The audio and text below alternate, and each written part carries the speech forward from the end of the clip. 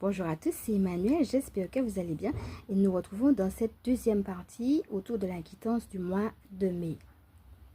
Alors respirez profondément, installez-vous confortablement et on est parti.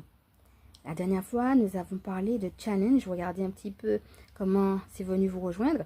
Donc si vous ne l'avez pas suivi, je vous laisse regarder la première vidéo puisque celle-ci est la suite. Donc on va voir quel est le conseil qu'on va venir nous donner justement pour confronter le challenge. Alors avant de commencer, j'aimerais quand même partager aussi ce que j'ai reçu. Tout d'abord, il y a eu 3 mots qui me sont venus par rapport à ce mois de mai.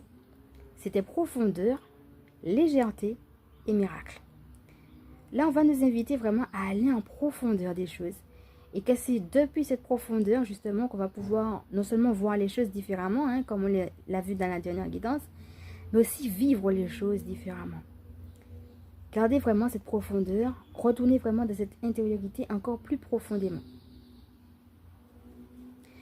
D'autre part, que l'univers justement est prêt à nous porter depuis des énergies de légèreté.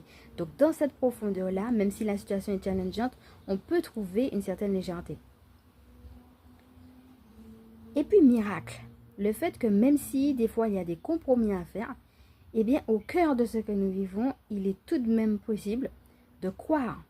Donc, d'actionner notre foi, et même, j'entends miracle, donc de quoi même à des choses où on se dit, mais non, ça n'arrivera jamais, et bien de quoi que les miracles sont possibles, quelque chose qu'on avait déjà eu lorsqu'on avait eu la visite de Marie, et qu'on avait également eu en canalisation lorsqu'on avait fait la canalisation de 2025. N'hésitez pas à retourner dessus si vous en avez envie.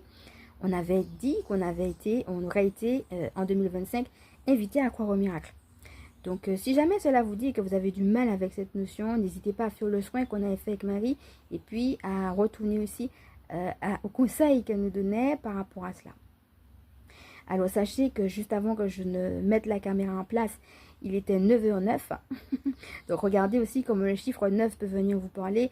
Et n'hésitez pas aussi à regarder la carte du chiffre 9 qu'on avait déjà eu, qui est d'ailleurs la carte de l'année 2025, puisque c'est une année en 9.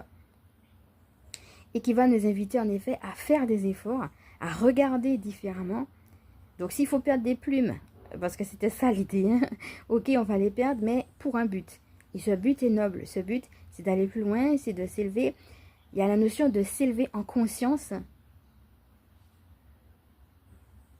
Il y a la notion aussi qu'il y a beaucoup de contrastes, mais qu'il y a tout de même une guidance, une direction qui est donnée, et que cette direction, eh bien, il va falloir la suivre tout simplement pour évoluer, continuer notre route. Alors, c'est intéressant aussi de voir que je suis en train de vous présenter